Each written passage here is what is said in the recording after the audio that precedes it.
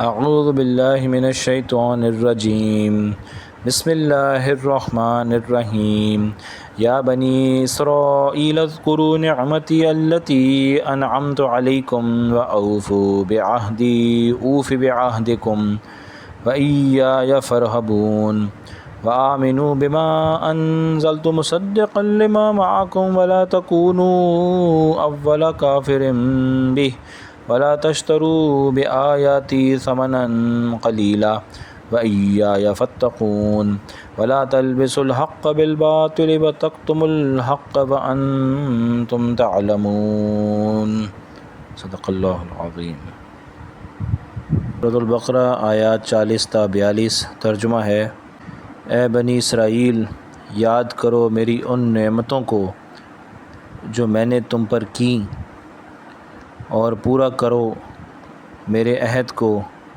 میں پورا کروں گا تمہارا عہد، اور مجھ ہی سے ڈرو، اور ایمان لاؤ اس پر جو میں نے نازل کیا، تصدیق کرنے والا ہے اس کا جو تمہارے پاس ہے، اور نہ ہو جاؤ سب سے پہلے منکر اس کو جھٹلانے والے، اور نہ سودا کرو میری آیتوں کا تھوڑے فائدے کے لیے، اور مجھ ہی سے ڈرو، اور مت ملاؤ حق کو باطل میں،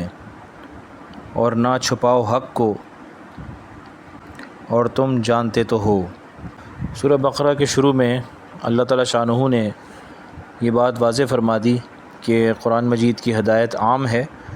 لیکن فائدہ اس سے وہی لوگ اٹھائیں گے جو ایمان والے ہیں۔ اس کے بعد پھر منکرین کا، یعنی جو کفار ہیں، اور پھر منافقین کا جو دل میں کوئی اور بات رکھتے ہیں اور زبان سے کچھ اور کہتے ہیں، ان کا تھوڑا بہت تذکرہ تھا، اور پھر سب کو، مومنین کو اور منافقین کو، مشرکین کو، سب کو اکٹھا یہ بات فرمائی گئی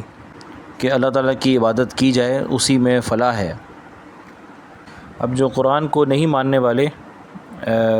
وہ دو طرح کی ان کی تقسیم ہے۔ ایک تو وہ لوگ ہیں جو کھلم کھلا مشرک ہیں، جن کا پچھلے کسی دین کے اوپر کوئی اعتقاد نہیں تھا، جیسا کہ مشرکین مکہ، اگرچہ وہ یہ بات جو ہے اس کو کہتے تھے کہ بھئی ہم دین ابراہیمی پر ہیں، لیکن دین ابراہیمی کو کئی ہزار سال گزر چکے تھے، اور اس میں اس قدر تبدیلی آ چکی تھی کہ وہ اس کی روح جو ہے وہ ان کے دین سے ختم ہو چکی تھی، اور اس میں شرک کے بہت ساری چیزیں شامل ہو چکی تھیں، تو لہٰذا ان کو کسی دین پر چلتا ہوا نہیں کہہ سکتے۔ دوسرے وہ لوگ تھے جو کسی پچھلے دین پر چلتے تھے، مثلا یہود و نصارہ۔ یہود وہ ہیں جو حضرت موسیٰ علیہ السلام اور دیگر بنی اسرائیل کے جو انبیاء ہیں علیہ السلام ان پر یقین رکھتے تھے، اور نصارہ وہ ہیں جو حضرت عیسیٰ علیہ السلام پر ایمان رکھتے تھے اور موسیٰ علیہ السلام کو نعوذ باللہ وہ معصوم نہیں سمجھتے تھے۔ تو یہ دو لوگ ہیں جن کو ہم اہل کتاب کہتے ہیں، کیونکہ ان کے پاس آسمانی مذہب آ چکا تھا، اور یہ ان کے اسلاف جو ہیں قدرے اس کی پیروی کرتے تھے۔ اب سورہ بقرہ چونکہ مدنی صورت ہے، تو لہٰذا یہ ان اہل کتاب کو بہت تفصیل سے 40ویں آیت سے لے کر اور سورہ یعنی پہلے سپارے کے آخر تک کم و بیش انہی لوگوں کو خطاب کیا ہے قرآن مجید نے۔ تو فرمایا یا بنی اسرائیل۔ اسرائیل جو ہے عبرانی زبان میں کہتے ہیں عبداللہ کو، یعنی اللہ کا بندہ، اور بنی اسرائیل کا مطلب اسرائیل جو ہے وہ یعقوب علیہ السلام کا نام تھا۔ یہ کہا جاتا ہے کہ کسی بھی نبی کے حضور صلی اللہ علیہ وسلم کے علاوہ ایک سے زیادہ نام نہیں تھے سوائے حضرت یعقوب علیہ السلام کے، کہ ان کے دو نام تھے، یعقوب اور اسرائیل۔ تو اسرائیل کا مطلب عبداللہ یعنی اللہ کا بندہ، اور بنی اسرائیل کا مطلب ہے یعقوب علیہ السلام کے جو 12 بیٹے تھے وہ اور ان کی اولادیں، جس میں یہودی بھی شامل ہیں۔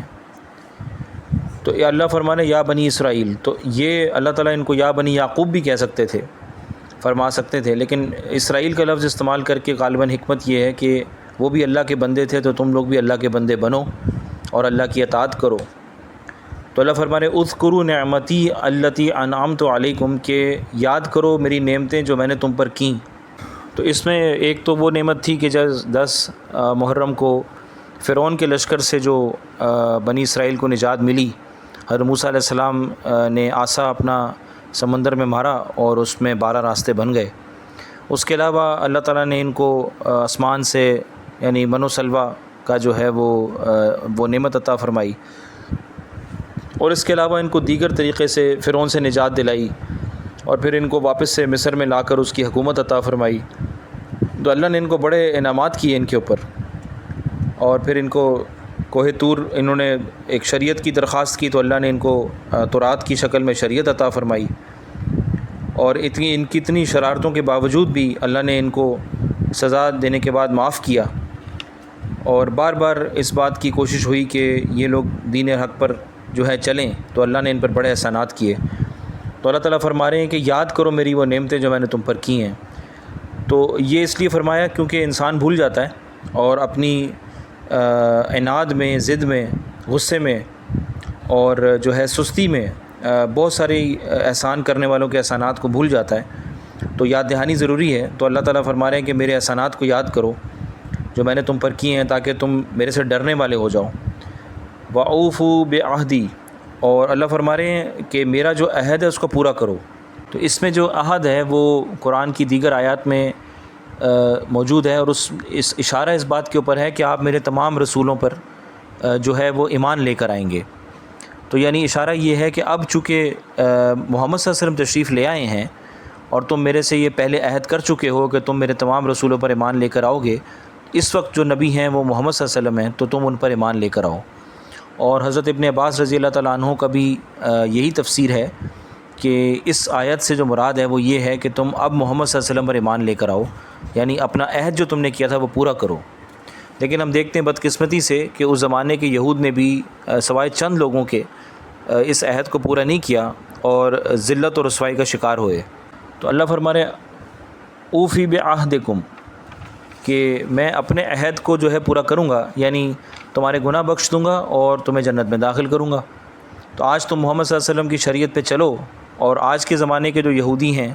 اسرائیل میں آباد ہیں، پوری دنیا میں جو بھی آباد ہیں، جو اپنے آپ کو یہودی سمجھتے ہیں،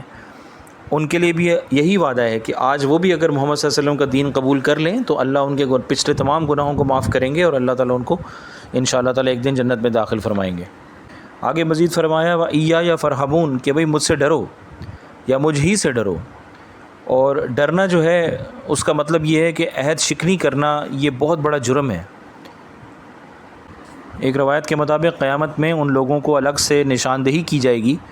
جو دنیا میں عہد توڑتے پھرتے تھے، اور اس میں یہ عہد بھی شامل ہے جو کہ ہم عام طور پہ روزمرہ کی زندگی میں کہہ دیتے ہیں کہ کل میں وہاں آ جاؤں گا، پرسوں میں یہ کر دوں گا، اور اکثر اس میں سے چیزیں ہم لکھتے نہیں ہیں، یاد دہانی نہیں کرتے، تو وہ سارے وعدے ہمارے ٹوٹ جاتے ہیں۔ یہ بھی عہد شکنی میں شامل ہے بقول علماء کے، تو اس چیز سے بچنا چاہیے۔ اور اس میں ایک اور نقطہ یہ ہے کہ اس امت کے لیے تو اللہ نے یہ فرما دیا فَاذْكُرُونِي وَاذْكُرْكُمْ، تم مجھے یاد کرو میں تمہیں یاد کروں گا، یعنی کتنا کمال اتحاد کی طرف اللہ تعالیٰ نے اشارہ کیا، اپنی محبت کا اظہار فرمایا اس امت سے۔ اور وہاں پہ بنی اسرائیل کو اللہ تعالیٰ فرما رہے ہیں کہ وَأَوْفُوا بِعَهْدِي أُوفِ بِعَهْدِكُمْ، تم اپنا وعدہ پورا کرو میں اپنا وعدہ پورا کروں گا۔ تو اس امت کے ساتھ اللہ کی بڑی محبت ہے کہ یہ امت ایسی ہے کہ یہ پہلے اللہ کو پہچانتے ہیں، پھر اللہ کے احسانات کو پہچانتے ہیں، اور جو دوسرے امتیں ہیں وہ پہلے اللہ کے احسانات کو دیکھتے ہیں، اس کے ذریعے سے اللہ کو پہچانتے ہیں۔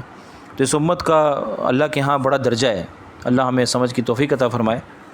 مزید فرمایا کہ ایمان لاؤ اس پر جو میں نے تم پہ نازل کیا، یعنی کہ قرآن مجید پر، مصدقا لما معکم، اور قرآن مجید تمہارے پاس جو پہلے سے تورات موجود ہے اس کی تصدیق کر رہا ہے، اور قرآن کی متعدد آیات اس پر گواہ ہیں کہ وہ تصدیق کرتا ہے۔ یہ آیت خود بھی تصدیق کرتی ہے کہ بھئی وہ اللہ کی کتاب تھی،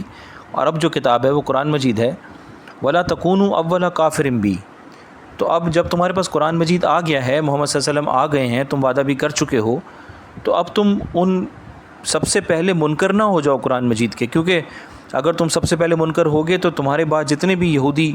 قرآن کے منکر بنیں گے، آپ صلی اللہ علیہ وسلم کے منکر بنیں گے، ان سب کا عذاب بھی تمہارے کھاتے میں ہوگا۔ تو یہ بھی اللہ تعالیٰ کی طرف سے ایک شفقتانہ طور کے اوپر جو ہے یہودیوں کو ڈرایا گیا ہے کہ بھئی یہ تم اگر ابھی تم نہیں مانو گے، محمد صلی اللہ علیہ وسلم تمہارے سامنے موجود ہیں،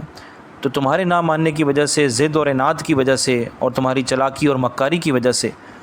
اور تمہارے ظلم کی وجہ سے تم نہیں مانو گے، تو بعد میں جتنے بھی یہودی آئیں گے ان سب کا عذاب بھی تمہارے کھاتے میں جائے گا۔ تو یہ اللہ نے صاف صاف یہاں پہ ان کو قرآن مجید میں اعلان فرما دیا ہے کہ قیامت میں پھر روتے نہ پھرنا۔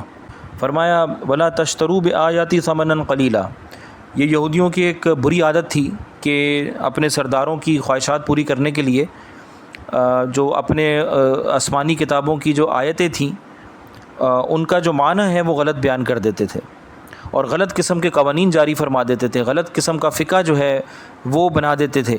اور اس کے قوانین جو ہے وہ پھر ان کے معاشرے میں عام ہو جاتے تھے، کیونکہ وہ بنیادی طور کے اوپر پیسوں کی خاطر جو ہے وہ یہ غلط قرآن کی اپنے قایت کی اپنے کتاب کی غلط تفسیر جو ہے لوگوں کو بیان کرتے تھے، تاکہ سرداروں کو جو ہے وہ سزاؤں سے بچایا جا سکے، یا امیر لوگوں کو سزاؤں سے بچایا جا سکے۔ تو یہ بہت بڑے نقصان کی بات تھی جو یہ وہ کرتے تھے۔ تو اس کی اللہ تعالیٰ نے وضاحت فرما دی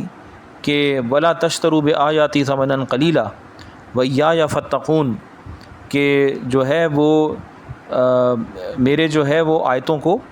جو ہے تھوڑے سے پیسوں کے لیے آگے پیچھے ان کو بیچا نہیں کرو، یعنی ان کا سودا نہ کیا کرو تھوڑے سے پیسوں کے لیے، وایایا فاتقون، اور مجھ سے ڈرو۔ اوپر بھی اللہ نے فرمایا وایایا فرحبون، کہ مجھ ہی سے ڈرو، یہاں فرمایا وایایا فاتقون، کہ مجھ ہی سے ڈرو۔ اور یہاں پر بنیادی طور پہ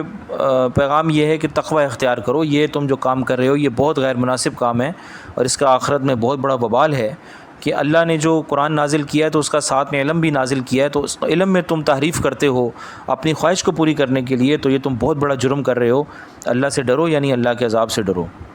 پھر اللہ فرماتے ہیں ولا تلبسوا الحق بالباطل، اور جو ہے خلط ملط نہ کرو، یعنی کہ کوئی حق بات ہے، کوئی سچی بات ہے، تو اس کے ساتھ کوئی باطلانہ یا جھوٹی بات اس طریقے سے ملا دینا کہ حق بات کا جو معنی ہے وہ ظاہر نہ ہو۔ تو اصولاً میں حق بات کو بدلا تو نہیں، لیکن اس کے ساتھ کوئی ایسی الٹی سیدھی گفتگو شامل کر دی کہ حق معنی جو ہے وہ چھپ گیا، وہ پردے میں ہو گیا، اس کو سمجھنا مشکل ہو گیا، تو یہ چیز جو ہے قرآن کی نص سے قطعاً حرام ہے۔ اور جو لوگ بھی اس طرح کی ٹیڑھی میڑھی اور الٹی سیدھی چلاکی سے بھری ہوئی، مکاری سے بھری ہوئی گفتگو کرتے ہیں کہ اگلے بندے کو ان الفاظ سے ہیرا پھیری کر کے جو ہے وہ دھوکہ دیا جائے، تو یہ سراسر حرام کام ہے، اور بہت زیادہ اس میں عذاب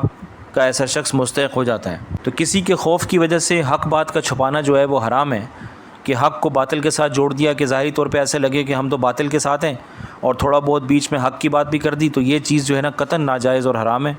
بلکہ اگر جان بھی چلی جائے حق بات کہتے ہوئے تو اس کا کوئی نقصان نہیں ہے، اللہ تعالیٰ سے دنیا آخرت میں اجر کا اور نعمتوں کا جو ہے وہ امید رکھنی چاہیے۔ اور مزید فرما دیا وَتَكْتُمُ الْحَقَّ، اور سچ کو چھپاؤ نہیں، وَأَنْتُمْ تَعْلَمُونَ، اور تم جانتے تو ہو۔ تو یہ اس کی طرف واللہ عالم اشارہ ہے کہ تمہیں معلوم ہے کہ حضور پاک صلی اللہ علیہ وسلم آخری نبی ہیں، سچے نبی ہیں، انہوں نے آنا تھا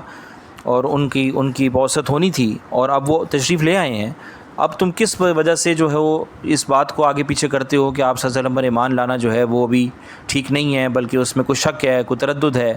یہ قطعاً غلط بات ہے، اور یہ تم جاننے کے باوجود یہ تم غلطیاں کر رہے ہو، تو حق بات کو تم چھپا رہے ہو یا خلط ملط کر رہے ہو، تو یہ تمہارا بہت بڑا جرم ہے، تو اس چیز سے بچو۔ واللہ عالم بالصواب۔